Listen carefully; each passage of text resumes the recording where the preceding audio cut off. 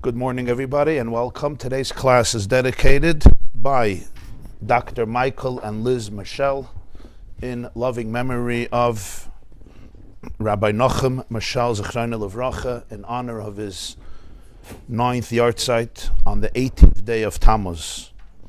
He fled the Hasidic city of Tarnów in Poland in 1939 as a young teenager, where his community was destroyed. He was exiled to Siberia, made it to America, and dedicated 60 years here to educating and inspiring Jewish children and families in Muncie. He was one of the founding fathers, right? Do you remember? Your principal? Yeah, one of the founding pillars of this community here in Muncie. Tehei nishmas tzrura b'tzar hachayim. And may his memory remain an eternal source of light, blessing, and inspiration to the entire family and to the entire community and to all of the Jewish people. And we should have the fulfillment of a kitzav v'ranenu shechnei afar b'mheira b'yameinu. Thank you very, very much. So everybody knows that today in the Jewish calendar marks what we call Shiva Asa B'Tamuz, the 17th day of the month of Tamuz, and it begins the era or the period known as the 3 weeks that continue for 21 days from the 17th of Tamuz throughout Tisha B'Av, the 9th of Av. In the first source sheet, in your source sheet, we have the source in the Mishnah for what happened on this day. And let's take a look inside, because we're going to go through these 5 things and understand their deeper significance. So this is a Mishnah in Tractate Tainus, tractate dedicated to fasts. It's the 4th chapter, Perek Daled Mishnah Vav. You have it both in the Hebrew and in the English. The Mishnah says as follows. It wants to understand why this day has been established as a communal fast day for the Jewish people. What happened? So he gives the history. Chamisha dvarim iru es aveseinu b'shiva asa b'tamuz, v'chamisha b'tisha b'av. 5 things, 5 calamities occurred to our forefathers, to our ancestors, on the 17th of Tamuz, and another 5 calamities occurred on the 9th of Av. And because of these 5 events on each of these days, it's been established as a day of remembering, a day of commemoration, and a day of fasting for those who can. And he goes through the 5 things. B'shiva asa b'tamuz, on the 17th day of Tamuz, which is today. Number 1, ishtabru haluchais. The luchais, the tablets, were broken. And this is, of course, referring to the story in Chumash and Parshas Kisisa, in the book of Exodus. And it's the story of, it's very hot, no? Should we put on the air? Okay. It's a story in the book of Shmais where the Jewish people stood at Sinai, they received the 10 commandments, God reveals himself face to face, and then Moshe goes up to the mountain for 40 days, 40 nights, and in his absence, they build what's called the Egel Hazov, the golden calf, and this was on the 16th of Tammuz. Moshe came down on the 17th of Tammuz, and when he saw the idol that was created, the statue, the golden calf that was created, he broke the luchais, he broke the tablets. The tablets, the luchais, had within them engraved the Aseres Hadibris, the 10 sayings, the 10 commandments. And Moshe breaks them. That's what he says, Nishtabru haluchas, these luchas were broken. They were shattered. That was event number 1 on the 17th of Tammuz. Event number 2, Batel HaTamid. Batel HaTamid means the daily offering was nullified by the Roman authorities and never sacrificed again. What is this referring to? In the Beis HaMikdash, in the sanctuary, first in the Mishkan in the desert, and then in the Beis HaMikdash, in the Holy Temple in Jerusalem, in Yerushalayim, there were many offerings that were brought, animal offerings and also meal offerings made from grain. But the most consistent one was called the Tamid. Tamid means always, perpetual, consistent, right? Tamid. Tamid means forever, because this was a daily offering that was brought in the morning and in the afternoon, every single day, 365 days a year, 7 days a week, Sunday through Shabbos, regular days, festive days, Yom Kippur, Rosh Hashanah, Yom Tov, Rosh Chodesh, no difference. This was Tamid. And we say it actually, many say it in the morning before they start davening, in the karbanos and the offerings. We speak about a sakeves echad tasev haboiker. There's a sheep, a lamb in the morning, a lamb in the afternoon. This is called Tamid because it was perpetual, it was consistent. On this day, batal hatamid. This routine was nullified. It was obliterated. The authorities did not allow the Jewish people to do it anymore. And for the first time, the Tamid came to a halt. That happened on the 17th day of Tamuz. Event number 3. V'hufka ha'ir. The city walls were breached. Hufka means breached. Ha'ir is the city. Yerushalayim, the old city of Jerusalem, had a chayma, it had a fortress. It had a wall surrounding it, protecting it. On this day, the Romans managed to breach the wall. They still didn't destroy the city, but once the wall is breached, now they have breached, broken into. The wall was a very powerful wall, and it provided tremendous protection from an enemy, and they besieged it for a very, very long time. In fact, the siege began months earlier on the 10th day of Tavis, which is also a fast day. And the reason it's a fast day is because that's when the siege actually began. So from the 10th of Tavis, you have Shvat, Adar, Nisan, Iyar, Sivan, Tamuz. It was more than a half a year past. And finally, after a long siege of more than a half a year, where nobody was allowed to go in, nobody was allowed to come out, because they surrounded the city, they finally managed to breach the wall on the 17th of Tammuz. From here, it took 3 weeks until they burnt the Beis HaMikdash. That would be 3 weeks later. But once the wall was breached, now the Roman legions, the Roman troops had access to go into the city and ultimately reach the Har HaBayis, the Temple Mount, and burn the Beis HaMikdash. So that's the third thing that happened on the 17th day of Tammuz. It was breached. Number 4, V'saraf Apustumus es HaTorah. A general by the name of Apustumus publicly burnt the Torah. He took a Torah scroll, a Sefer Torah, and he publicly burnt it also on the 17th of Tammuz. Number 5, Vehemid Tzelem Behechel. A fifth thing that happened was, and this happened actually by Menashe. Menashe was one of the kings he was a Jewish king, the son of Chizkiah Melech. Menashe, he placed a Tzelem, he took a Tzelem, which is an idol, a pagan idol of idolatry, and he didn't just worship it, he put it into the Heichel.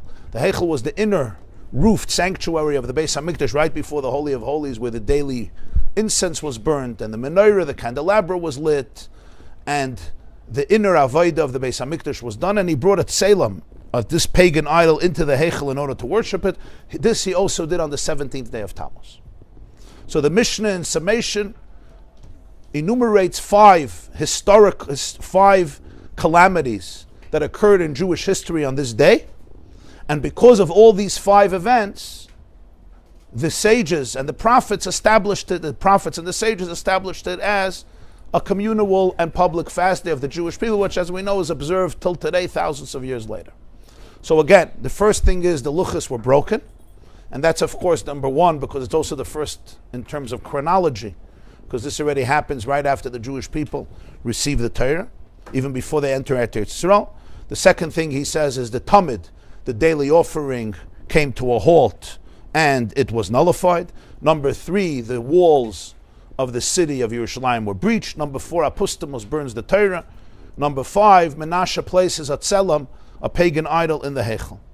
Then he goes into the 5 things that happened on Tisha B'Av, another 5 things on the 9th of Av, which is the reason that was created as a fast day. That's not going to be our focus today, but I'll just read it so you get the full picture of this Mishnah. And he says, on Tisha B'Av, the first thing that happened was, there was decreed on our ancestors that they would all perish in the wilderness and not enter into the land. This was after the debacle of the spies. The second thing is, the first Beis HaMikdash is destroyed. Number 3, the second Beis HaMikdash is destroyed. Number 4, Beitar is conquered by the Romans and defeated. This was the last stronghold of Bar Kokhba and his armies. After the destruction of the second Beis HaMikdash, 60 years later, he staged a revolt against the Romans, and the last stronghold was Beitar, and Beitar was conquered and defeated. And the last thing is, He says Necher Shaha'ir, which means the city of Jerusalem was completely plowed. It wasn't just the homes were destroyed or burned, but the whole city was plowed as a symbol that it would never be rebuilt again. And that's the fifth thing that happened on Tisha B'Av. Now, it's interesting that when the Mishnah mentions 5 things that happened on the 17th day of Tamuz, you would think that it would mention it in chronological order, but it does not. The first thing is that the luchos were broken. That's chronological order. But then the second thing is that the carbon tamid was nullified. That happens in the Beis Hamikdash. Then the third thing is that the city was breached, and the Apustam burns the Torah, and Menashe, who lived during the first Beis Hamikdash, put a tzelem in the Heichal. So in terms of history, the events are mixed up. So obviously, he's referring to a certain pattern of the events progressing, not in terms of chronology, because it doesn't follow the chronological order, but in terms of themes. And this brings us into really understanding what these 5 events are about. On one level, you could think it's just 5 bad things that happened, really tragic, historic events that occurred to the Jewish people. But they were obviously extremely significant to the point that they were chosen. This day became chosen as the beginning of the 3 weeks and a fast day. So it's not just 5 tragic events, but 5 events that represent the beginning of a new era. They represent a unique level of destruction. They represent the ushering in of days of sadness of the 3 weeks. And that's why these 5 events are singled out because of what they represent, and because of that it's in a particular order. Now when you look at it, you could look at it in 2 ways. You could see it simply as events that happen in history. Or there's a deeper way of looking at it, and that is events that reflect patterns that exist in every person's life. And that's what we're going to address today. Everything in Torah could be understood always on a level of guf and on a level of neshama. The Zohar says in every part of Torah there's the body and there's the soul, just like in a human being. When you understand things on the level of the body, you understand it more from a physical, concrete perspective. When you understand it on the level of a soul, you go back to the root of the symptoms, to the source.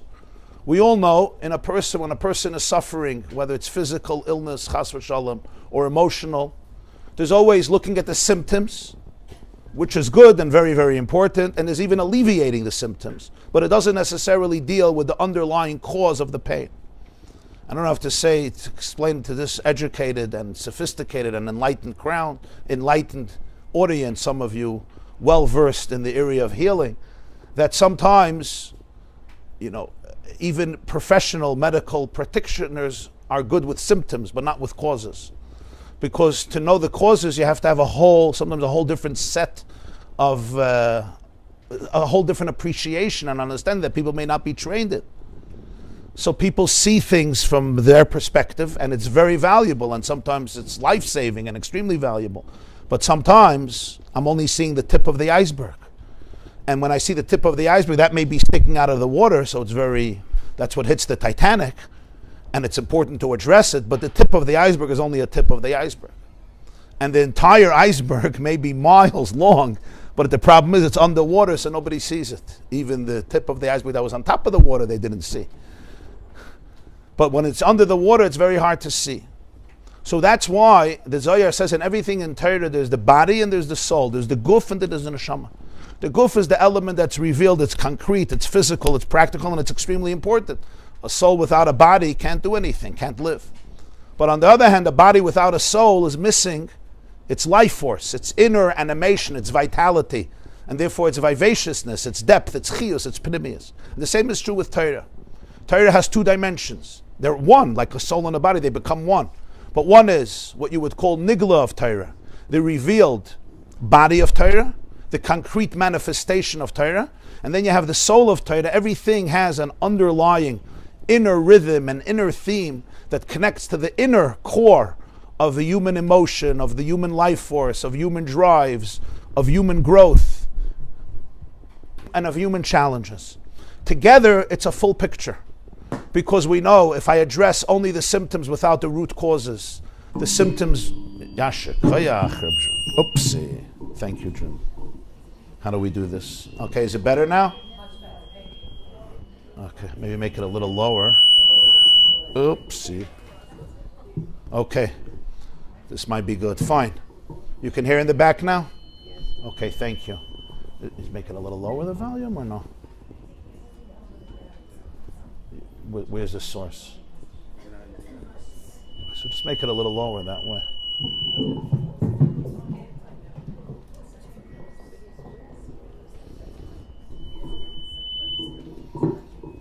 Where's the speaker? What is it? What is it? Because of this. This I can't take care of because then. Maybe you just make it lower. Uh-huh. Okay.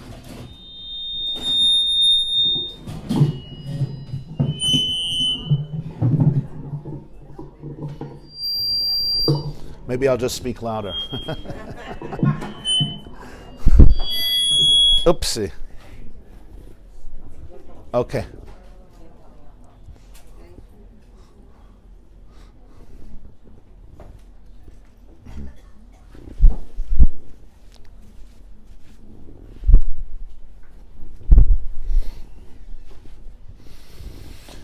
Now, it's not so easy to look at the pnimius, to look at their roots, because that requires sometimes a level of courage and a level of awareness that is hard to cultivate. And sometimes even if a person wants to, they may simply not have the toolbox to be able to go to those places, because those are very, very deep places.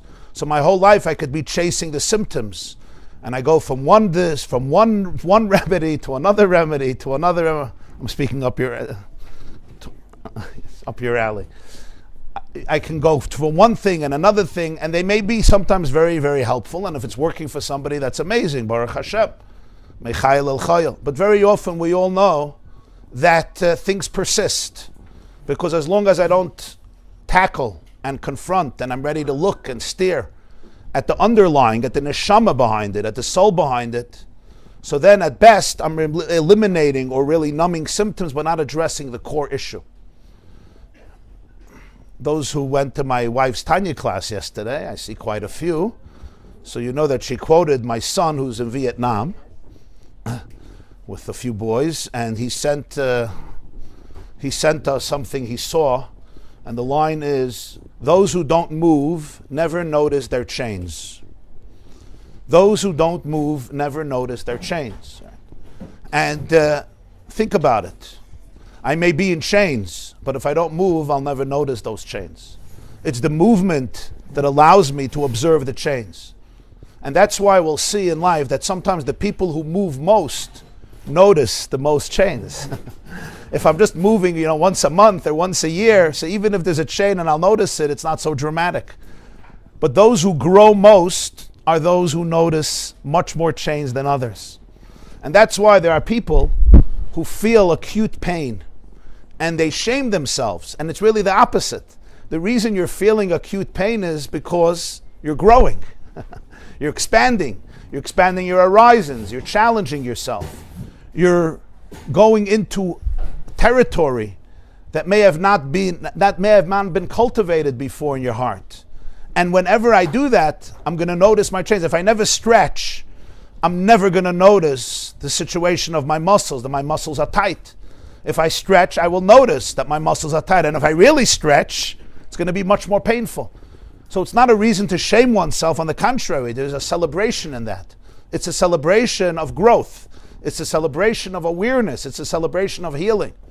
Because all types of awareness bring much more awareness of the challenges as well. There's an expression in Mishlei, Shlomo HaMelech says, Yosef das, Yosef machav. The more das, the more perception, the more awareness. Yosef machav, the more pain. Why? Why? It should be the other way. More das, less pain. And das is really the expression in Tanakh for intimacy. V'ha'adam yada es chava. Adam knew chava. And it says they had children together. Now from knowing people, we don't have children. Yada is a euphemism for connection. Adam was connected to chava. He became one with chava. So das is not just abstract knowledge. My computer has more knowledge than me. Google knows much more than me. Artificial intelligence knows much more than anyone sitting in this room and the entire planet combined. You put in a question and within a second, you have answers that no human mind can come up with. What artificial intelligence does not have, and that's why it cannot replace human beings, even though some people think they can, is das. They can have tremendous amount of knowledge and information, but das is visceral knowledge. It's intimate knowledge. Das is the knowledge that affects me in every fiber of my being, in my bones, in my kishkas. So when you say Yosef das, Yosef machav, it means the more das, the more intimate knowledge there is, the more pain, not bad pain. Pain because for those who move, they do notice their chains. Those who don't move never notice their chains. So whenever we're addressing things on a root level, we go to deeper places and it requires sometimes a different skill set. Anyone involved in teaching, in mentoring, in parenting, in healing needs to always have the humility that growth is infinite because it's rooted in the source of infinity. And whenever something is infinite, the worst enemy to infinity is smugness, complacency, arrogance, the belief that I know it. In the early 1900s, I once read an article. There was a scientist, after they came out with, they already had the telegraph and the telegram and the radio and the photos. It was incredible.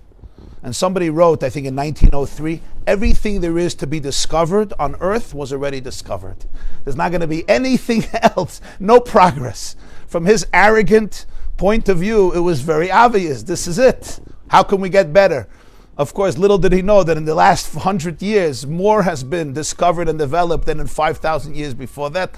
Who knows what this world is going to look like in 20 years? I don't know if anybody's going to recognize anything. And in 50 years, I mean, what'd you say?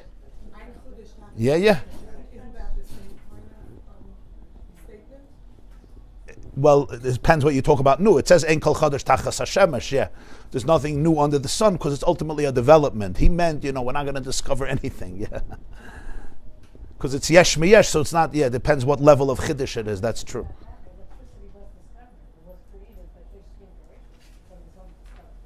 Discovered, yeah, there's discoveries and there's inventions. And he thought whatever we could discover, we discovered. Whatever we could invent, we could invent.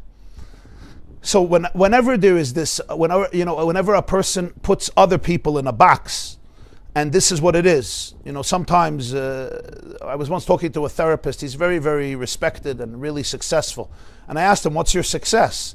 And he said something very interesting. He said very often practitioners, they have a textbook of what is illness, what is health, and then when a patient comes, they have to fit them into the narrative, so I could fit you in, and now I have a description for you, and now I know what to do.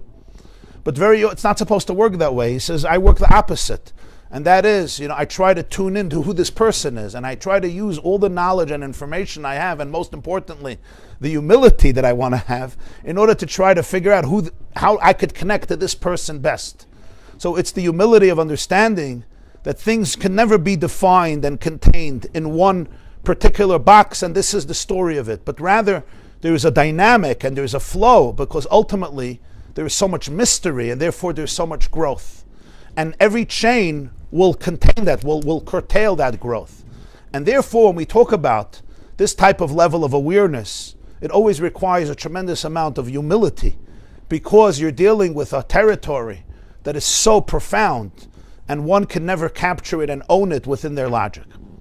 So we want to go through these 5 things. We know what happened in history.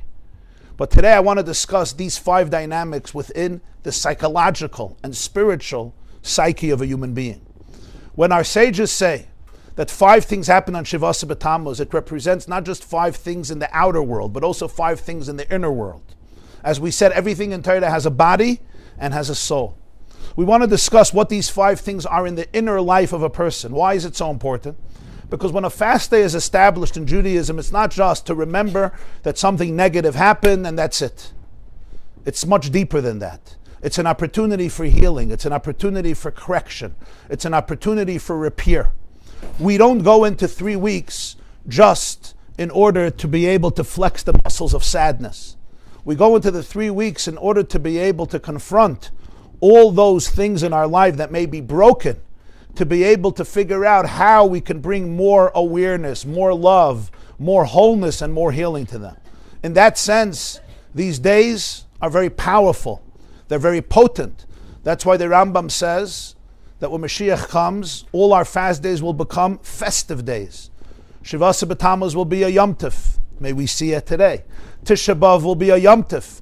In fact, Chazal say in Psikta that when Mashiach comes, the biggest Yom Tov will be Tisha B'Av.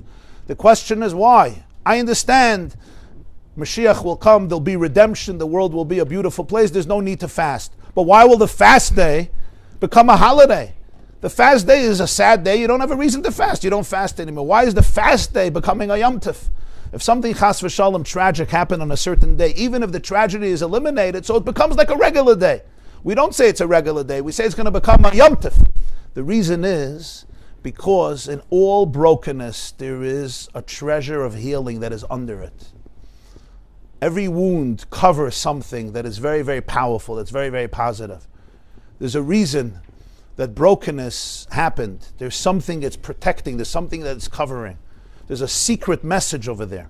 And when we uncover it, it becomes a greater day than other days. That's why Shivasa B'Tamuz is not going to be a regular day. It's going to be a Yom Tov. In fact, the Arizal says something amazing. When the Jews built the golden calf, it was at the behest, at the suggestion of Aaron. He saw there was chaos, and he told them, okay, give me gold, and they molded this calf from fire. And Aaron says, Chag LaHashem Machar. Tomorrow is going to be a holiday for God. So Rashi says he was trying to postpone them, to delay, to procrastinate.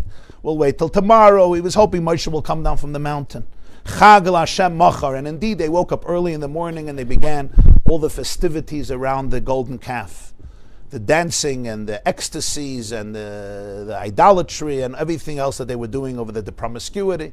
So the Arizal says, but Aaron, his words are sacred. When he says, Chag LaHashem Machar, tomorrow will be a holiday for God, it's going to be fulfilled. When?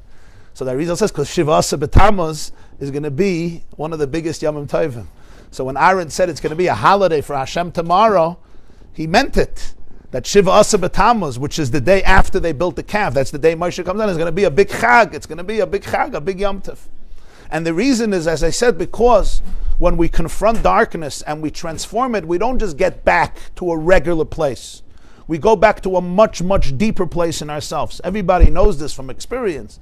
Whenever I face adversity and darkness and I penetrate it, I breach through it, so then the light that you reach is not the light that you had before. It's a completely different level of light. It's a completely different magnitude of light. Because when darkness is transformed into light, it's a completely different type of ur. Like it says in Kaiheles, Yisr na'ur min ha'choshech. The greatest light is the light that comes from darkness. It doesn't only mean that you see the greatness of light when you compare it with darkness, but that the greatest light is the light that comes min ha'choshech, from the transformation of darkness. When we also understand the inner rhythm of these five things, we'll also understand the order and see that the order is actually very, very precise and very, very meticulous. So let's go through these five, what they mean in every person's life. And I want to thank my brother, Rabbi Simon Jacobson, wrote an essay on this a few years ago, which I used as well. So I want to thank him for that as well. So now, let's discuss the first one. What's the first thing that happened on Shivasa B'Tamuz? He says, Nishtabru haluchos. The luchos were broken. Now what does that mean, that the luchos were broken? What were these luchos? The luchos, as the Torah says, they had the words engraved on them. Engraved in them. There's a difference between letters, words that are written on parchment, and letters or words that are engraved in stone. When you have letters written on parchment, like a Sefer Torah, a Torah scroll, they become one. When you write on a piece of paper, some of you are taking notes, the ink and the paper becomes one. But they're not inseparable. It's two separate entities that become one. And that's why you can erase it. You can take an eraser. Sometimes it may be a little harder, a little easier, but you could remove the ink from the paper. You can even remove the ink from the parchment or the papyrus, whatever it is, because essentially it's two entities. When you have letters that are engraved in the stone, the letters are made from the stone itself. It's not that you added a separate entity and you brought it into the stone. You engrave the letters from the stone. So they are in the stone and made from the stone. So they're inseparable. I cannot now just remove these letters from the stone and it remains intact. There's no such a thing, because it is one entity with the stone. In Hebrew, it's a difference of oisius haksiva and oisius hachakika. Oisis HaKsiva are letters that are written. Oisis HaChakika are letters that are engraved. The luchas, the Torah says in Parshas Kisisa, that HaMichtav Michtav Elikimu Charus ala luchas. The words and the letters of the Aseres HaDibros, the Ten Commandments, were engraved in the luchas. That is what was broken on that day. What does this represent in a person's life? There are things that are written inside of us. There are things that are engraved inside of us. Things that are engraved inside of us are not additional. They're not things that were added to me. We have things in life, messages in life, that were written inside of our brain. As our neurons develop and neural pathways are created, as we know today in neuroscience, we pick up stimuli from everybody and everything. Especially in our formative years, when an infant is just trying to navigate the crazy world and an interesting world. Let's hope it's more interesting than crazy for the infant. But it's always interesting and new. So the brain is always detecting everything. Already in the womb of its mother, the baby's brain is open, the fetus's brain is open to detect anything, both in terms of bliss and danger. And these become ingrained memories in the brain that we sometimes have to deal with years later. Certainly as we're born and we grow up, the environment, the mood of mom, the mood of dad, the ambiance in the home, the safety, the level of joy, the level of sadness, the despair, these are all messages that become written into the brain, literally like written into the brain. This is the brilliance of the brain, which can detect all of this. This is called oisis haksiva, things that are written. That which is engraved is that which is the very, very fabric, the very essence of the stone itself, not just written on it. And when we talk about a person's life, what do then the luchas represent?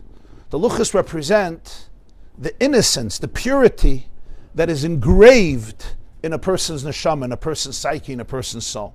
Because the truth is that the neshama, the soul, is a chelik elekami ma'al mamash, as it says in Tanya. The soul is a piece of Hashem. It's a derivative of infinite consciousness. That's not written into the soul. It's engraved in the soul. Engraved means it's essential. It's intrinsic. The two are not separable. That's what oisis hachakika means. Nishtabru haluchos is when that gets shattered. What does it mean it gets shattered? When a person becomes fragmented. They become separated, just like when something is broken. All the pieces are going in different directions. They're fragmented. It's not whole anymore. In a person's life, when a human being becomes somewhat disconnected, or often deeply disconnected from this engraved innocence, this is what the broken luchas means. And that's why it's the first thing of Shivasa B'Tamuz. Because the first calamity in a person's life is brokenness. The brokenness is when I'm not any more aware of my inner, innate, intrinsic wholeness. And this is what a fragmented person means. This is what it means I'm scattered. This is what it means different pieces are disassociated, are disconnected from each other.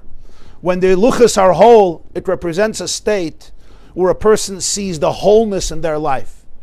Even if there are challenges, it's in the context of wholeness. When the luchas are broken, now I just see fragments, and every piece is on its own, isolated, even though it's really part of the whole.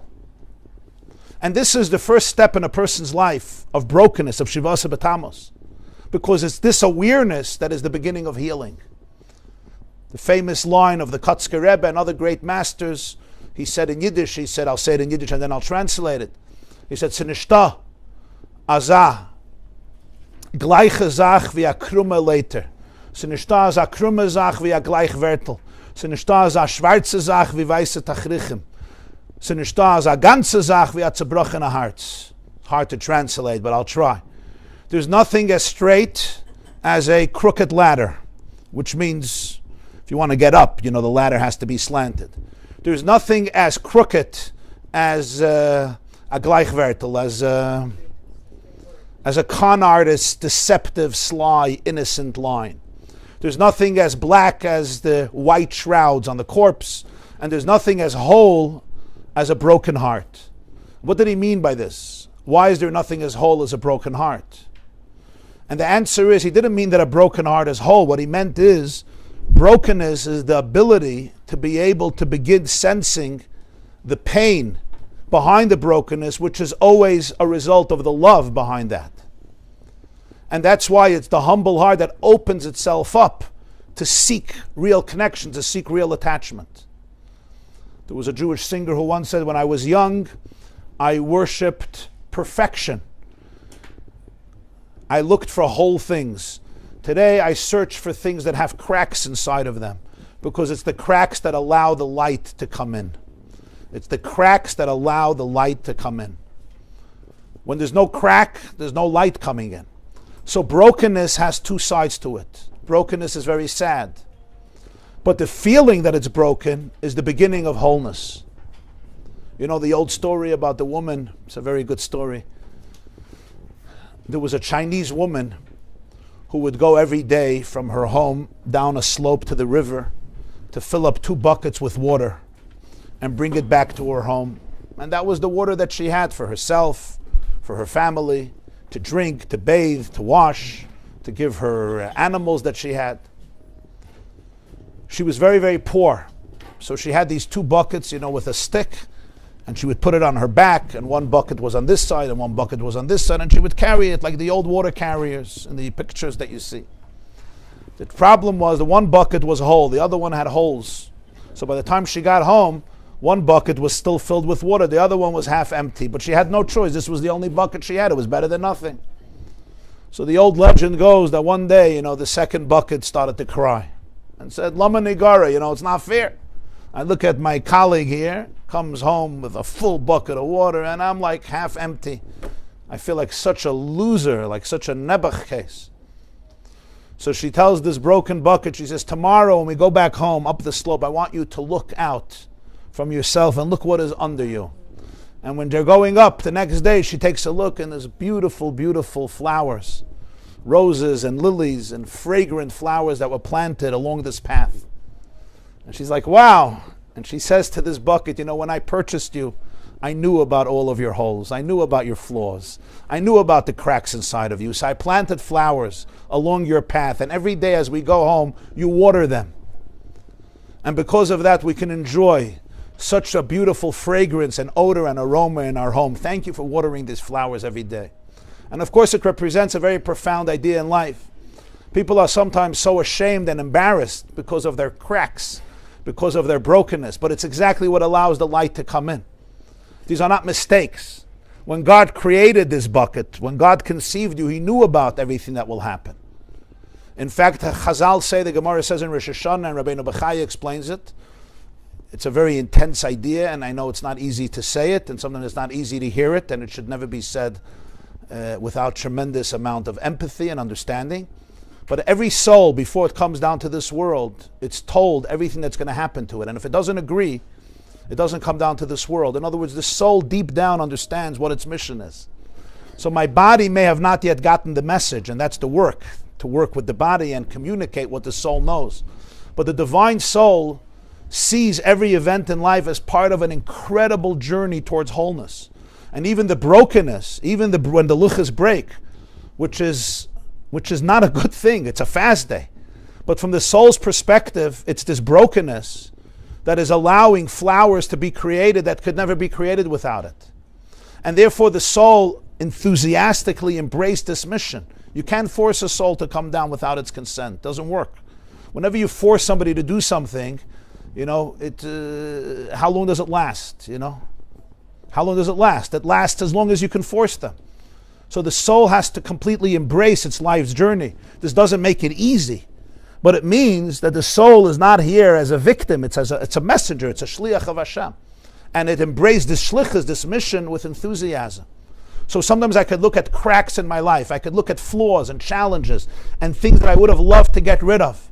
I sometimes ask in my classes if you could press Control Alt Delete on 3 stories of your life. Take 3 stories that happen in your life and press Control Alt Delete. What would they be? So, sometimes people have to think, but very often, at least in my classes, at least some people, they don't have to think. It's like 3 things, give me a list of 20.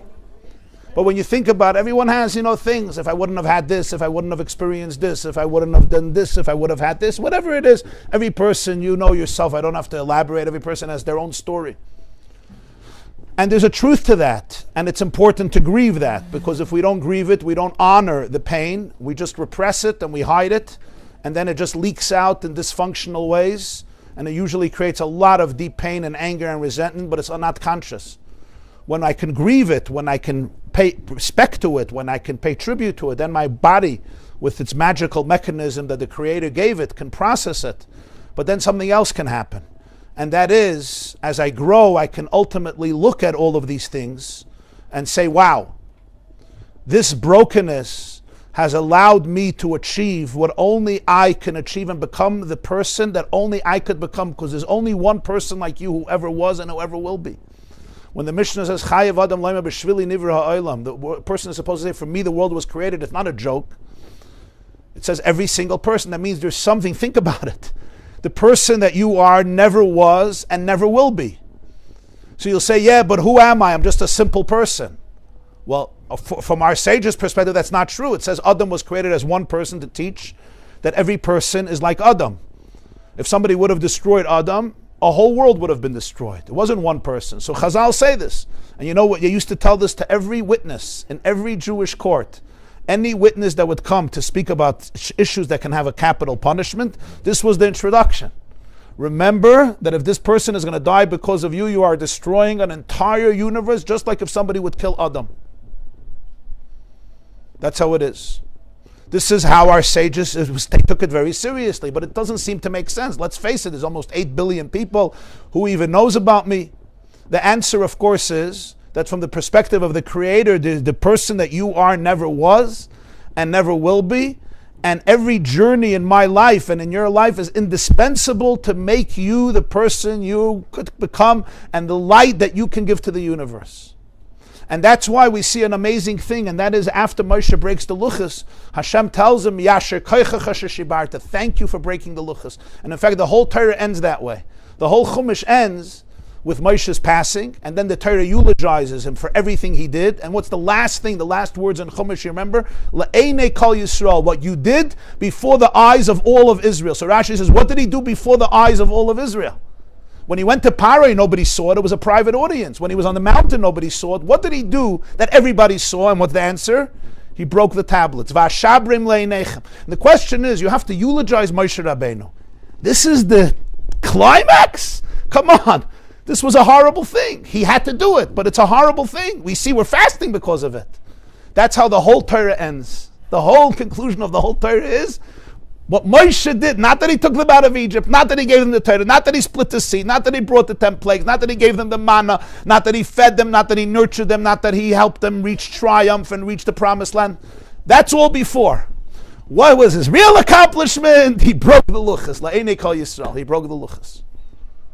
It's very hard to understand. But now we get a glimpse into it, because the breaking of the luchos is not just the beginning of a tragedy. It's the beginning of the healing. It's the awareness of the brokenness that allows me to see what was broken. Why is there pain that there was broken? And that's always the beginning of the rupture. Awareness of the rupture is always the beginning of rejuvenation, of transformation, of healing. They tell a story. There was a Jew who survived the Holocaust himself. He lost his family. And this Jew, Reb Moshe, was a Gerer Chassid in Poland. And he was a Hasidic Jew. So he had a long beard, a große Kappel, a Yarmulke. He had payas. And he was a Hasidic Jew. He lost his entire family in the war. And he also lost something else. He lost his God. He lost his faith. He came to Eretz Yisrael. He didn't have to cut off his beard and his payas because the Nazis did that for him, but he never put anything back on. And he remained a very, very secular, and he was very, very bitter. Like so many, he was very angry and bitter because of what he saw. He was a Gerer Chassid. Now the Gerer Rebbe, his name was the Imre Yemes. Rabbi Avraham Mordechai Alter. Rabbi Avraham Mordechai Alter is known as the Imre Yemes. He passed away in 1948, but he himself survived the war. Not his part of his family also, but he himself survived, and he came to Eretz Yisrael. Now this man heard that his Rebbe survived, so he wanted to go see him. But he wasn't going to go fake it, put on a yarmulke and, put on, fiddler on the roof, put on one of these beards. He wasn't going to do that. So he decided he's going to go as is. He's going to go as is. He didn't know if his Rebbe would recognize him because he had a big beard or not, but he wanted to see him. He loved him very much, and he went to see him. So he went into him. The Emunah was already a very old man. He died in 48, and he wasn't feeling well. He was broken, and he comes into his room, and he looks at him, and he says, Reb Moshe, he saw right away, you survived. He says, yeah, I survived. So he says, tell me the whole story. I want to know the whole story. And he tells him the whole story from the day the Germans came into their town and what happened with his wife and his children. And for the first time since the war, this Reb Moshe started to cry. He just began sobbing. For many people who go through such calamities, they stop crying. Because once you put on the faucet of tears, it never ends. So you just shut off. When there's a water leak in the house, you shut off the water. The problem is when you shut off the water, you can't have water for anything. There's no leak water, there's also no shower, there's no sink. So a lot of people, you sometimes shut off the water because it's easier to navigate life. So he never cried. I once asked Rabbi Steinsaltz, Rabbi Adin Steinsaltz, about Machzorim, it used to say, Kan tzarech lifkos. Here you're supposed to cry. So I said, what type of ridiculous thing is? Imagine a comedian gets up and says, okay, everybody, now you're supposed to laugh. Or a storyteller says, now you're supposed to cry. It's ridiculous. Either they're crying or not crying. What, now everybody should cry? So he says, you don't understand because you're a spoiled American. He says, these Jews could cry 24/7. But they usually were told, you got to live, not cry. Here it said, here you could let go. It wasn't a big deal. They had what to cry about. So that moment with his Rebbe, the Emunah, he started to sob. They say the Emunah was also crying. And he shared the whole story, and the Emunah listened to him. And then he said to him, Reb Moshe, I want to tell you something. You lost a family. I lost family, and I also lost 300,000 students. Remember, there were Gerech Hasidim were very big before the war, and it was completely decimated. I don't know, 200,000, 300,000, but a lot of Polish Jewry were Gerech Hasidim. So he said, how do you think I wake up in the morning? He asks this to Moshe. He says, I don't know. So he says, I'll tell you. And this is what he told them. This is what he told this Jew. He said, when Moshe turns to the Jewish people and tells them the story of the breaking of the luchos, he uses the words va'ashabrem la'einechem. I broke them before your eyes. And the Mefarshim, the Abarbanel, asked the question, why does he have to say before your eyes? He could have said, I broke them. What's the difference if it was before their eyes or not before their eyes? Let's say Moshe would have taken the luchos and turned around, about face, and broken them, and they wouldn't have seen the luchos when they were broken. The tragedy was the same. It was broken. It was broken. If somebody takes your most precious piece of jewelry and destroys it, whether it's before your eyes or not before your eyes, it's lost. But Moshe says, "Va'ashabim le'einechem," I did it before your eyes. Why does he say it? This is in Parshas Eikim, and you see at the end of Torah, the last words are "Le'einei kol Yisrael," is before everybody's eyes. So the Imrei Emes says, I'll tell you what it means. And he gave a completely different interpretation. He says, I broke them before your eyes means I broke them only before your eyes. Va'ashabrim le'einechem, I broke them only before your eyes. From your vantage point, they have been broken. But there is a deeper reality in which they were never broken. Le'einechem, in front of your eyes, before your eyes, the luchos were shattered, were destroyed. But there's a deeper place. There's the third eye, as we call it, the third eye as in EYE and I as in I, where the luchos were not broken. And then he said, every Jew is one of the luchos. Before our eyes, from our vantage point, they were all destroyed. But I just want to tell you, there's another space in which nobody was destroyed. And one day, the curtains will be removed, the veils will be removed, and we'll see that the luchos were never broken, and that the Jewish people were never destroyed. Before our eyes, destruction happened. There's a deeper space, deeper than our eyes, where the luchos are still whole. And the Imrei Emes said to him that I want you to know that there's a space in which every Jew who was killed because he was a Jew, from Avram Avinu till Mashiach, is completely intact. That's what he told this Jew. He gave him back his soul. Now, because these were two survivors, so they could speak like this to each other. Someone else saying this to a survivor, it's sometimes foolish and sometimes cruel. But with tremendous awe towards a generation that saw so much horror, I want to apply this also, because his words are very meaningful in every person's lives. When we speak about the brokenness of the engraved luchas, it can only happen le'inechem. If the innocence, if the purity is truly engraved in your soul, then nothing can obliterate it. So when we say I was shattered, I was broken, I was fragmented, it's only from my perspective. Now, my perspective is powerful because my perspective is what I have in life. I see things from my perspective. I can't see things from another person's perspective. Why is it relevant to know? It's relevant to know that very often there are realities that are real, but right now I can't see them. Whenever anybody doubts their wholeness, whenever anybody doubts their inner wholeness, they have to know that doubt is coming le'einechem, from my vantage point, from my perspective. And I need to know that, I need to honor it, and I can't deny that. But what he was saying is there's an inner core. And when I find the tools to open myself up to that, the luchas were never broken. They can't be broken. Because that which is engraved in the soul, the fact that it's a chelik elikami mal, its relationship with Hashem's infinity and love is not superimposed. It wasn't written into your soul. It's engraved. It's through and through and through. It's ein zach. It's one thing. And therefore it's inseparable. If somebody wants to destroy your soul, they first have to destroy God. It's a chelik elikami mal. Nobody can destroy God. And just like Hashem is the source of all bliss and love, so that soul is a derivative of infinite bliss and love. And when a person realizes this, they know that the brokenness, even though it happened, it occurred, it's on the level of the brain that sees things according to its tools. And very often I could live my whole life that way.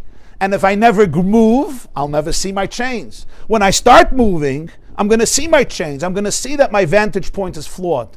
But that's the beginning of healing, to say, wow, why is there such a disparity between what I see in me and who I am? Because what I'm seeing in me is the way my brain is interpreting who I am. And we always do that. I come into an event, I come into a class, I come into a chassan, I come into a bar mitzvah, and the brain right away has what to say. Anybody relates to this? It's called inner mental chatter. Right? You go out of a meeting, you go into a meeting, you go in for here, you go in, and the brain has what to say. Anybody relates? Few people are smiling. Okay, I want to make sure I'm not the only meshugana. Let's face it has nothing to do with reality. I know what everybody is thinking. They're not thinking. First of all, they're thinking about their own insecurities. You think you're the only one who has anxiety on this planet. You know, we start imagining, oh, you're thinking this, and you must be thinking this. I came late because I came early. They got their own issues. They got their own issues. Trust me, they don't even have the mental space to think about your issues. Ask them. You don't believe me? Ask them. What are you thinking about? If they'll be honest with you. But our brain hijacks our soul. And the brain creates all this endless commentary. And that's what brokenness looks like. I become a fragmented personality. Before the breaking of the luchas, that innocence was obvious and absolute. The brokenness of the luchas represented that something was broken. But when something is broken, it's still here. It's just fragmented. When you put it together, it's all there. What Moshe Rabbeinu was teaching the Jewish people is that even in your brokenness, you're still part of that oneness. And that's why it's interesting. In the Holy of Holies, in the Aron, they put the second set of luchas that were whole. But the Gemara says, luchas v'shivrei luchas monachim ba'aron. The broken fragments of the first luchas were also in the ark. Both of them were. Why would you take the broken pieces and put them in the Aron and put them in the Holy of Holies? Because the broken pieces themselves were sacred. Because brokenness, when it becomes the beginning of awareness and of growth, that itself is sacred. And as I said, the brokenness brings you to a place that's even deeper than the wholeness that was there originally. Because if not, why would there be a need for brokenness? Why would all good, something that comes from the source of all goodness, want to go into brokenness? Only because from that place, I can reach a much deeper place of wholeness. So that's the Yashekaicha Chashashibarta. So in summation, we have here the first event of Shivasa B'Tamuz representing the disassociation from the awesome wholeness that exists in a person, which is engraved in you. Engraved. I'll tell you an interesting story. It's a Chabad story. There were the previous Lubavitcher Rebbe, Rabbi Yosef Yitzchak. His name was the Rebbe Rayatz. So he was saved from the Holocaust from Warsaw, and then he came here in 1940, and he passed away 10 years later in 1950. He was the father-in-law of the 7th Lubavitcher Rebbe. So he would send, in those years in America, he would send emissaries, shluchim, That's where the Chabad Shlichus network began, all over different cities to encourage Jews, to inspire them. So there were two elder Hasidim, and they came to a city, and there was a secular journey. He said, "What are you guys doing here? You came to Shnar, which means, you came to raise money?" They said, "No, we didn't come to raise money." He said, "What did you come here for?" So he said, "We're traveling scribes." He said, "What does that mean, you're traveling scribes?" So he said, sometimes in the olden days, not every shtetl can afford a sefer, can afford a scribe. So they were traveling seifrim. They would travel from city to city for a week here, a week there, and they would check out the Sifrei Torah, the Torah scrolls, and see if a Sefer Torah needed to be fixed, if tefillin had to be fixed, if mezuzahs had to be fixed. And they would travel to the next city that the cities can afford. So he said, every Jew is a letter in the Sefer Torah. Every Jew, it says Yisrael is Yesh, Shishim, Riboy, Oisius, LaTorah, Yisrael. That's what the Megala Amukas writes, Yisrael. But sometimes the letter gets a little erased. So the connection of the Jew to the Torah guys say, so we're traveling scribes. The Rebbe sent us to be traveling seifrim to check out Jews and see if the letter needs a little fixing. We could fix the letter. The guy was very, very impressed and created a relationship with them. When they came back to the Rebbe Rayatz, to the previous Lubavitcher Rebbe, they shared with him the story and they told him what he said, and they were very proud of themselves. And the Rebbe looked at them and said, "You made a mistake. You made a mistake. You're comparing the Jew to the ink that's written on a Sefer Torah, and it can get erased, and you came to write it." He says that's not the case. The relationship of a Jew to a Sefer Torah is oisis hachakika, not oisis haksiva. They're engraved in the Sefer Torah. They're not written on the Sefer Torah, so it can't be erased. What could happen is this. What could happen is, when letters are engraved in a stone, pebbles could fall in, or dust could fall in. So it eclipses the clarity of the letter, because in the hole where the letter is engraved, it gets filled up with a little dirt. So your job is to blow away the dirt and reveal the letter. But you don't have to rewrite the letter, because the letter can't be erased. He says that's the metaphor you have to give. It's not letters on the scroll, it's letters engraved in the stone. That's the luchas represents. So it represents a much deeper level of a relationship. And when that's shattered, it's very, very sad. It's very tragic. Because when that's shattered, when that innocence that is engraved in you is shattered, is the most painful thing. One of the most painful things I would say that happens in life is when innocence is shattered. And it sometimes happens at a very, very young age. And the people who experience the shattered innocence, what's even more painful is that they don't know how innocent they were. So they don't even know that their innocence was shattered. Because as they grew up in a world that was not innocent. They grew up in a world where they don't even know about that innocence, because they had to protect their innocence from being shattered again and again and again. And they may have created crazy defense mechanisms to protect that innocence. So worse than my innocence being shattered is that I don't even know that I ever had innocence that was shattered. So I can't even grieve for my innocence that was lost. That's why we commemorate the break. Did you understand what I just said? This is very, very important. That's why we grieve the breaking of the luchas. To know that the innocence is an innocence that was engraved in you. It is engraved in you. And it's shattered. It's shattered because of all types of golden calves that people create and everything that represents. But because it's shattered, it doesn't mean it's not there. It means that now I have to bring together the pieces. And when I bring together the pieces, I'm going to reach an innocence and an wholeness that is much, much deeper. And therefore you should never, ever, I spoke yesterday, I got a call from a 17-year-old girl across the ocean from another continent, another country. And unfortunately she tried to take her life a few times. So I asked her why. She said, because my soul is worthless, my life is worthless, and I have harmed other people. So at least if my soul is anyway worthless, my life is anyway worthless, why should I continue to harm other people? So therefore, if I take my life, I won't harm other people. And I thought to myself, look at a person here. In all of her despair about herself, why does she want to die? So she shouldn't harm another person. How did she harm other people? She harmed other people like you're harming kangaroos in New Zealand. She is so sensitive and something, whatever, all that she's dealing with, she thinks she harmed the world. But it represents to you how sometimes the innocence causes such barriers to go up. Why? Because the innocence is so powerful that it creates much deeper barriers. If I could quote my brilliant wife from yesterday's Tanya class, who said that the people who love most, I heard the recording, I wasn't there, but I heard the recording. The people who love most, the people who have so much love in their heart, sometimes protect themselves more than other people. Because if I don't have so much love in my heart, I'm more of a tough person, so even if I get hurt, I don't have to protect it so much because I'm not so sensitive. When you have so much love in your heart, now if that love is not reciprocated, or that person feels vulnerable, now I may put on a bulletproof vest, and I won't let anybody get close to it because I'm too vulnerable, I'm too soft, I'm too authentic. And when I'm so authentic and I'm so filled with love, I have to protect myself in extreme ways that other people don't. So sometimes you look at yourself and you shame yourself and you guilt yourself for all these protections when really it's just a demonstration of how profoundly my coping mechanisms had to develop in order to be able to protect this pure, innocent luchas that were shattered by this golden calf, by this idol that was created. And when we begin to recognize it with compassion and empathy, did I repeat it correctly? What she said? Is that what she said? Okay, I'm a good chayzer. So when we begin, especially if it's my wife, when we begin to acknowledge that, that's where all healing happens. So that's the beginning, the foundation. We now go, what's the second thing that happened on Shavasa B'Tammuz? The second thing that happened on Shavasa B'Tammuz is Batal HaTamid.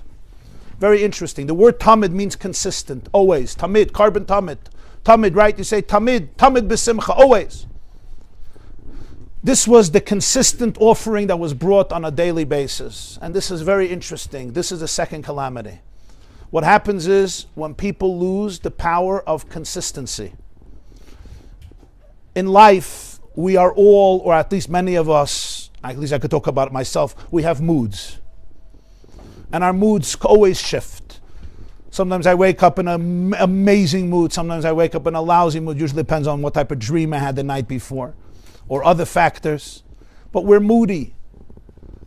Inconsistencies. I had a friend in class. He would tell me, why the only predictable thing about me is that I'm unpredictable.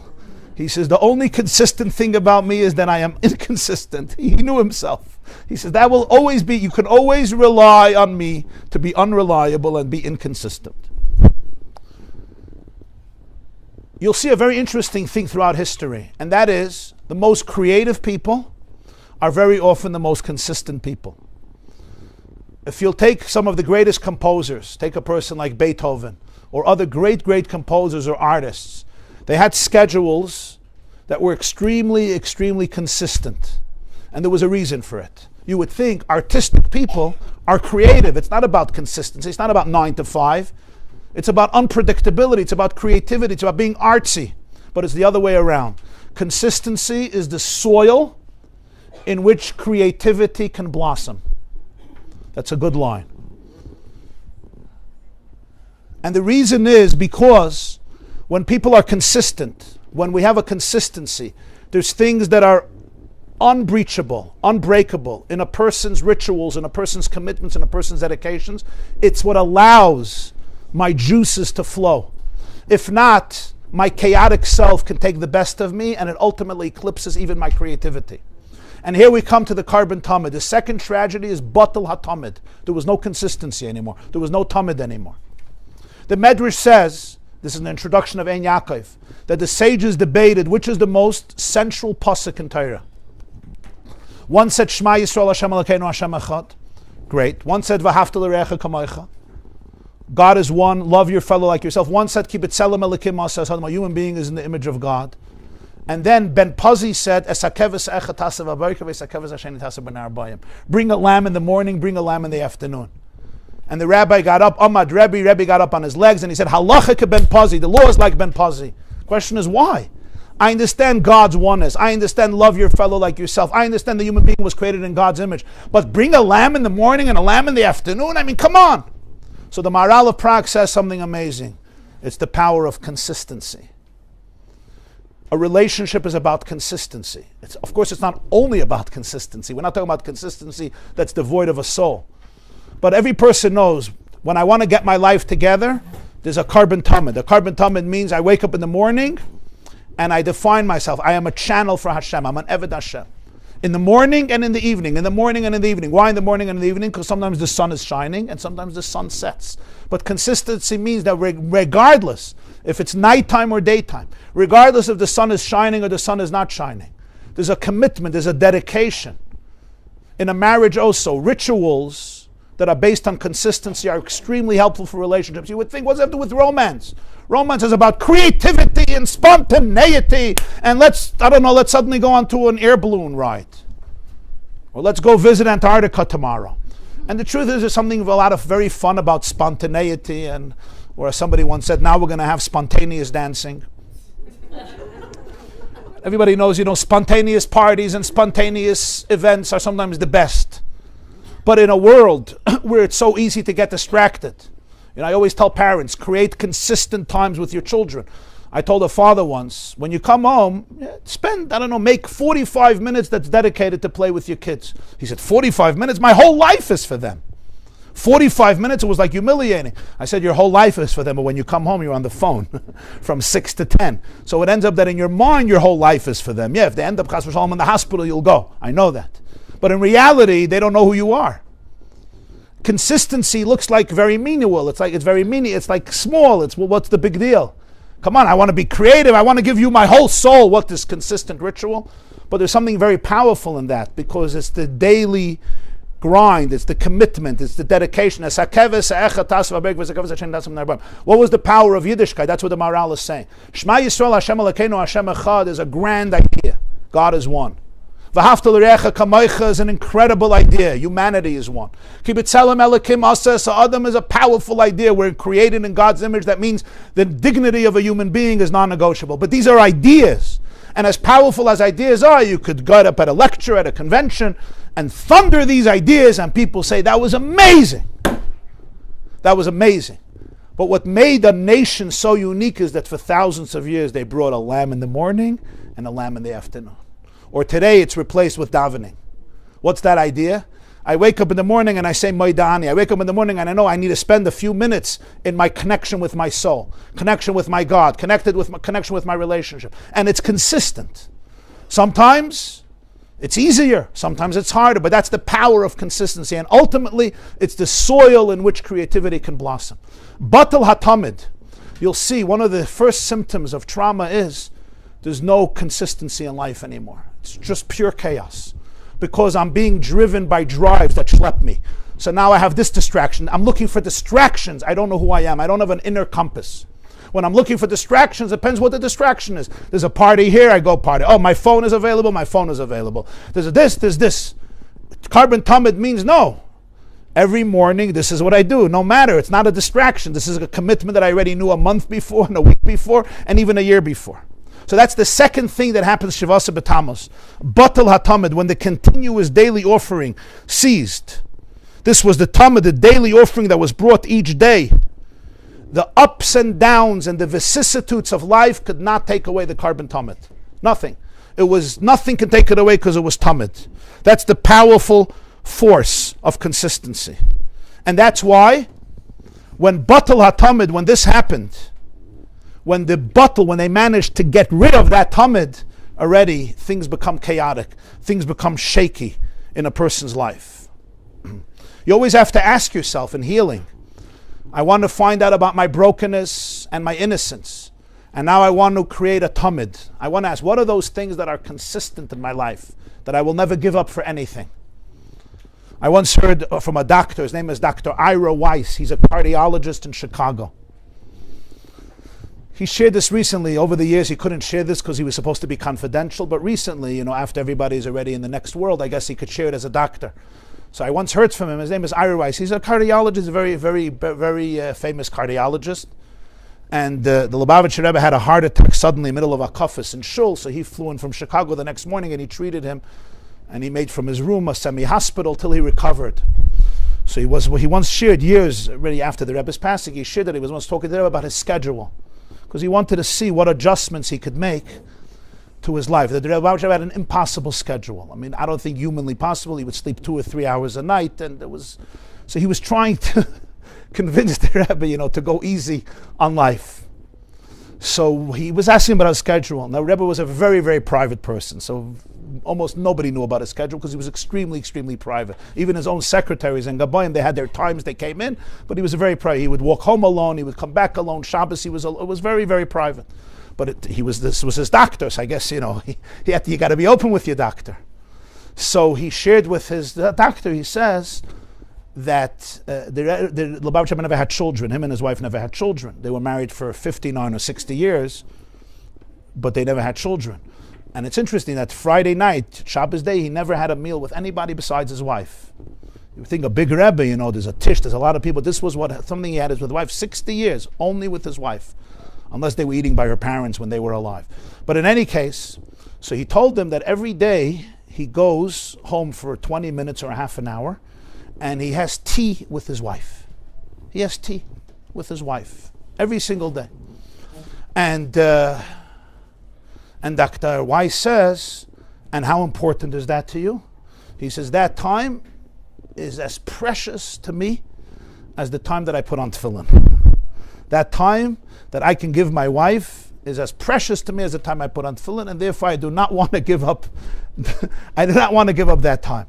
And I thought it was so fascinating. He knew that this is what his spouse needed. He was busy with the whole world. He was a Rebbe for the whole world. And this was very, very powerful. So in each person's life, when we create that tamid, we know what is that carbon tamid in our life, spiritually, physically, in our relationship with ourselves, in our relationship with Hashem. Sometimes people feel guilty, like they're sitting down. Some people were made to feel very guilty for sitting on the couch and relaxing. There's nothing else to do in the world. How dare you sit on the couch and relax? There are people that they shame themselves, like chas v'shalom. But it's really a question of what's behind it. If the relaxation is I'm just distracting myself, with another clip from Rabbi Yosef, okay, there's gefährlich. But other clips, I don't know. Then even working could be a distraction. But if somebody is it's all part of a connection, of a relationship, then it could be very, very holy time. So this is where we reclaim our tamid. The next thing that was destroyed on Shavasa B'Tamuz is the city walls were breached. Now that's interesting. When the walls are breached, the city wasn't destroyed yet. The city was intact, but the walls were breached. And this is the third symptom of trauma. We have no walls anymore. Walls here are not a bad thing. They're a good thing. Sometimes we talk about walls, there's walls that separate us. Here we're talking about healthy boundaries of protection. When a person does not have those healthy boundaries of protection and the walls are breached, it's the beginning of a churban. Everybody needs boundaries. The moment there's no boundaries, it means you have no self-respect. All the halachas of tznius are based on that, for men and for women. All the halachas of yichud, all the halachas. Think about all the movements that have sprung up in recent years, which accuse people of violating boundaries. How much heartache, how much pain would be eliminated if people understood how to protect the divine given walls that protect Yerushalayim from being desecrated and violated. And whenever anybody thinks, I am smart enough, I am good enough, I could violate those boundaries, they're making a cataclysmic mistake. Shlomo HaMelech himself said, I could marry as many women as I want. It's not an issue. I could marry as many women as I want. Not an issue. Either Torah says no, ich bin klug. And the Medrash says that the Yud, it says lo yarba lo noshim, the king shouldn't have many women. So the Yud of Yarba came to Hashem and said, Shlomo HaMelech violated me. So Hashem says, the Medrash says, Yibatlu Shlomo ve'elef k'moisiv al tibatlu isachas min ha-Torah. Shlomo and 1,000 like him will go down, but one letter of Torah won't be nullified. Why do you have to say it so harshly? The answer is sometimes it takes 1,000 brilliant Shlomo HaMelechs to lose their morality in order to see you shouldn't play games with a Yud from the Torah. Sometimes that's what it takes. Brilliant, skilled, interesting, charismatic people, but they allow the walls to be breached. And it's true in every person's life. It's true in a marriage. It's true especially in our relationships with other people. It's true in every aspect of our life. Self-respect is divine respect. The boundaries, I spoke last week in our shir about people who allow others to defecate on them. because we don't have an ability to say no. If I'm saying no out of cruelty, then it's a bad thing. But if a person is saying no because they respect who they are and what their mission is at this moment, then it's a form of self-respect. When the Chayma of Jerusalem was breached by the Romans, by the Babylonians, it was the beginning of the end. Nothing happened yet, but now everything is open. Once everything is open, the vulnerability is of a different level. Of course, we have to know when to take down our walls. The walls are there to protect us from Roman legions who want to destroy us.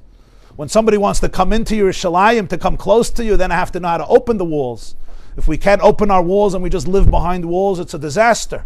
But the point is, in every situation, we have to have gvulot. Look what happened to Israel. Because they did not know how to protect their boundaries. And you know why they didn't? Because they didn't know where their boundaries are. Because they weren't convinced about their boundaries. Because they were busy doubting themselves. Are these our boundaries? Are these not our boundaries? Is this our land? Is it not our land? Maybe it's our land. We should split the land. The moment you don't know your boundaries, it's even worse. If at least I know my boundaries, I could say these has to be, but I don't know my boundaries. And this is what happens emotionally. The people sometimes don't know their boundaries. They don't know who they are. And therefore they don't have respect for who they are. This is very important. When my luchas are broken, my consistency gets destroyed. You know what else gets destroyed? I have no self-respect because I have no self. And when I have no self, how could you violate my boundary? I don't even know what they are. At least if I know who I am, I say, this is not a good place for me. This is a good place for me. This is a good time for me. This is not a good time for me. This is a place I can hang out. This is a place I can't hang out. This is a conversation I should be part of. If I don't know who I am, so I don't know what's self, what's not, so I ask other people for their opinions. You have to have gvulot. Everybody understands what I'm saying? This is important stuff. Very important stuff. It's a real form of, it's not arrogance. People think it's arrogance. It's not arrogance. On the contrary, it's humility. I'm not trying to protect my ego. I'm trying to protect my soul. I'm trying to protect my God-given mission. It's like we all know when it comes to children, their boundaries need to be protected. What happens when boundaries are violated? It creates chaos in the psyche. And then you'll forgive me when they develop as adults, as young adults, puberty, etc. The levels of self-shame and guilt and loathing could be beyond what anybody imagines unless you study this or you have experience with this. And the reason is because God's boundaries are sacred. The chaymas of Yerushalayim have to be protected. We come to number 4. Apustamus burns the Torah. Apustamus burns the Torah is the 4th thing that happens on Shivasa B'Tamuz. What does it mean that the Torah was burnt? The Torah is the mandate, the blueprint for life that Hashem gave the Jewish people in the world. Burning it is not just I didn't do it, it's a desecration of it. It's the destruction of it. Burning somebody's possession could be one of the most painful things. There was a German poet. He was Jewish. He converted because he wanted to get a job in university. His name was Heinrich Heine. You ever heard of him? Heinrich Heine. And they were burning then books in Germany. And he said, where they burn books, they will one day burn people. That's what he said in the 1700s. It's a desecration of somebody. Burning somebody's identity, burning somebody's belief. The Gemara says in Avodah Zarah that when the Romans burnt Reb Chanina ben Tradian with a Sefer Torah, and his students asked him, he was one of the 10 martyrs, Asara Regei Malchus. His students asked him, what do you see? And he said, I see Gvilin Israfim v'Oisius Parshas. I see the parchment being burnt and the letters soaring away. That's what Reb Chanina ben Tradian said. People think they can burn ideas. You can't burn ideas. Apustamus thought that if he'll burn the Sefer Torah, he'll burn the Jewish faith, he'll burn the Jewish religion. You can't. Ideas you can't destroy. It works both ways, by the way. Negative ideas and positive ideas. There was once a teacher, and the teacher was talking during Shivasa B'Tamuz, and he had the crowd, he had the boys, and he had the class build from cardboard a little Beis HaMikdash. And they built a little Beis HaMikdash. And then he had them sing songs about the Beis HaMikdash and learn ideas about the Beis HaMikdash.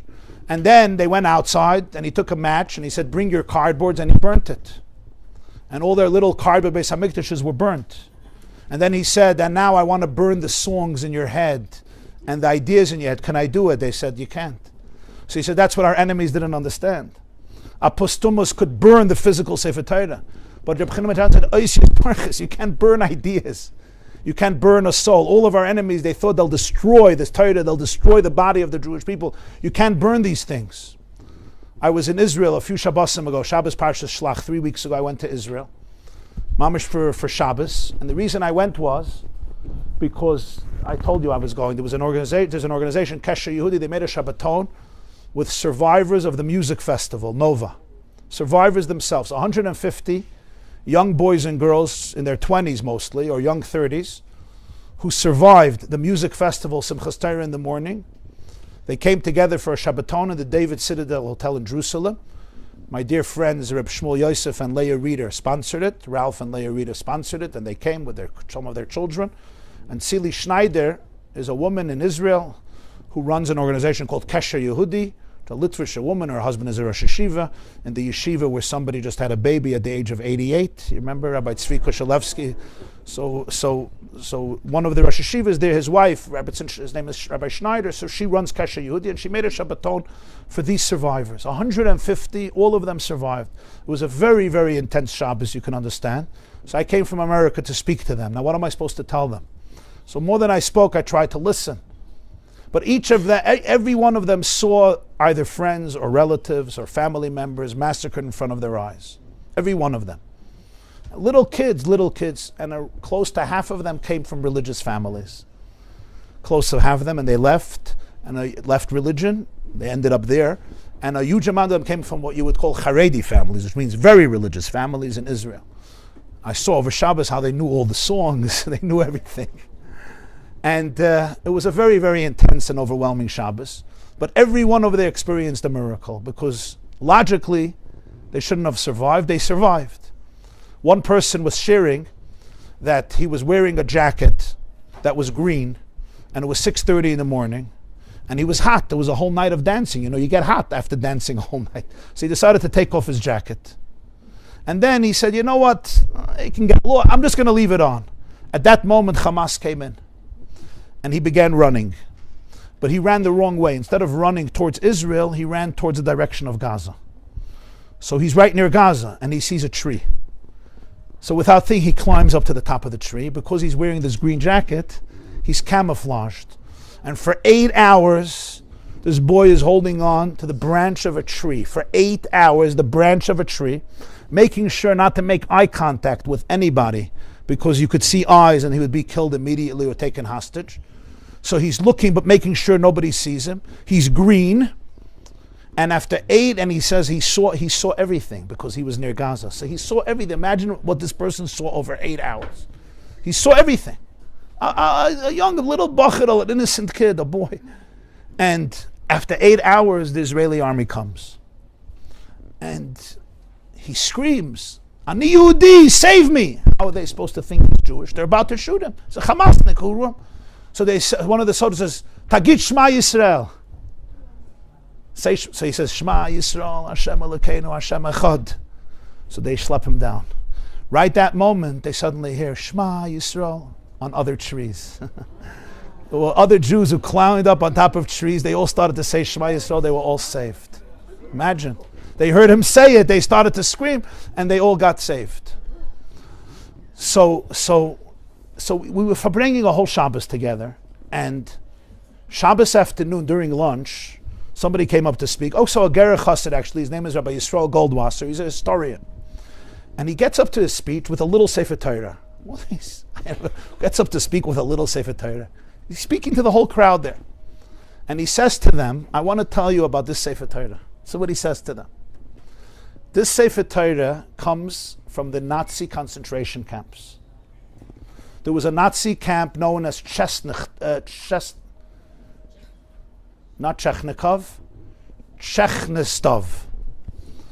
And they brought in a Sefer Torah there.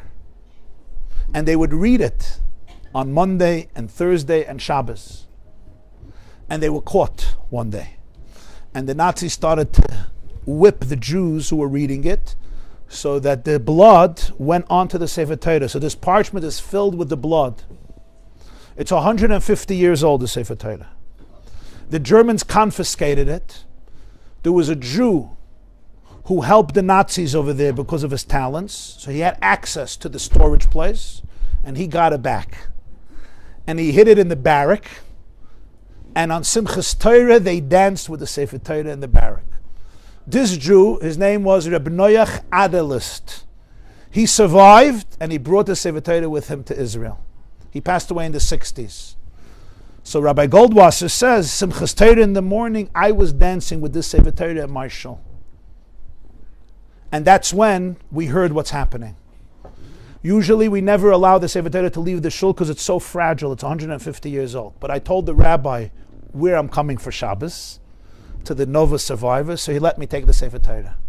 So he says, you guys danced a whole Simchas Torah night at your festival. We were dancing Hakafis in the morning. Everybody's dancing was interrupted. Your dancing was interrupted with rockets and bullets and atrocities. I want now that you should complete and continue your dancing, but this time with a Sefer Torah, and this time to do the Hakafas that you didn't do on Simchas Torah. He says, that's why I brought the Sefer Torah. So you had the 150 survivors, everybody got a turn to hold the Sefer Torah and dance Hakafas in Yerushalayim together. There was not a dry eye there, including the boys and the girls themselves, as they were holding this. And he said, I want you to know that this Sefer Torah literally survived the Nazis, who a few feet away murdered tens of thousands, and it survived them. It'll survive Hamas too. What this did for those kids was so moving, so astounding. Apostomus understood this, so that's what he wanted to burn. And that's what happens. What is this in a person's life? When we destroy that which we hold most dear, when we destroy our blueprint for life, when we destroy our gift of life, when we destroy Torah Tziva Lanu Moshe, when we destroy that which kept us, that which preserved us. In a person's life, a philosopher once said, we sometimes destroy what we love most.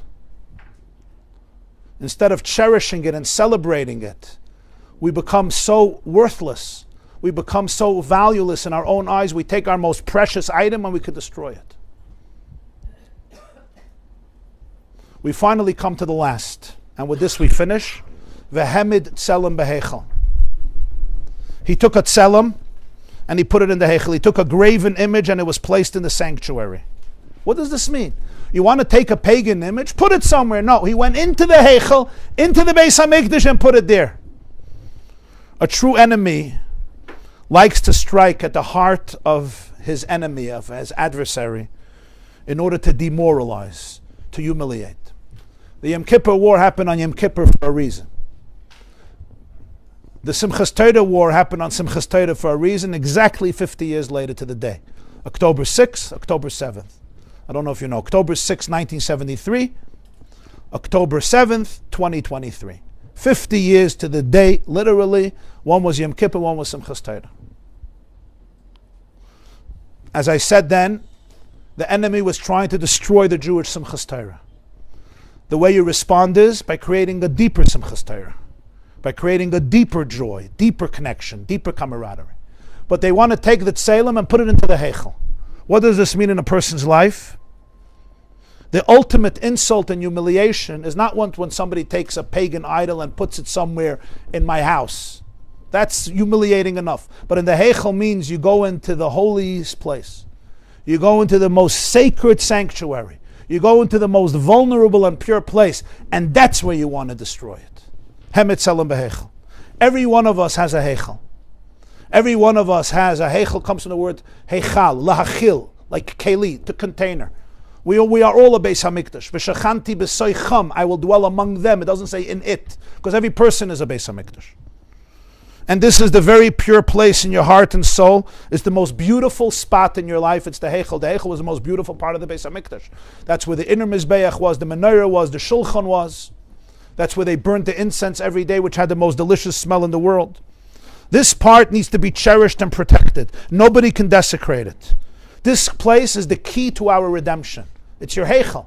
It's your inner core. You need to respect it. You need to cherish it. You need to celebrate it. You need to adore it, and you need to make it your best friend. The last of the 5 causes of trauma of Shivasa B'Tamuz is the desecration of your most intimate and precious core. Vehemid tselem behechel. This could mean on a physical level. I don't want to be graphic here, but on a physical level, it means what happens with certain forms of abuse that have wreaked havoc in our generation. And the reason they wreaked havoc in our generation, and people wonder why, the answer is because the most sacred part of a person's life is the part in which we are like Hashem. Where are we most like Hashem?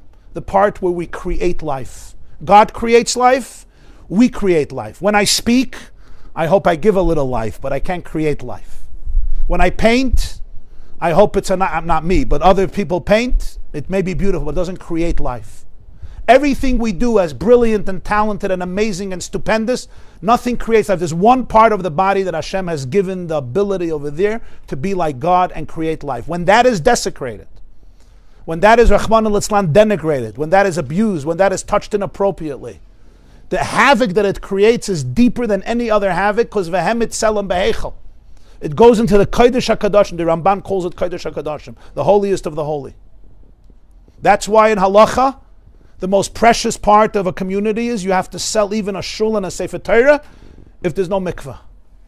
In most religions, the synagogue, the church, the ashram, that's the place. By Judaism, the bedroom is holier. If there's no money for a mikveh, the halacha is you sell the shul and you sell a sefer Torah. Nobody has a sefer Torah, nobody has a shul. Why? So you should be a mikveh, because that's connected to the bedroom. That's connected to the inner sanctuary. The Kodesh HaKadoshim is called in Tanakh Chadar HaMitos, the room of the beds. It's a funny name for Kodesh HaKadoshim, the bedroom.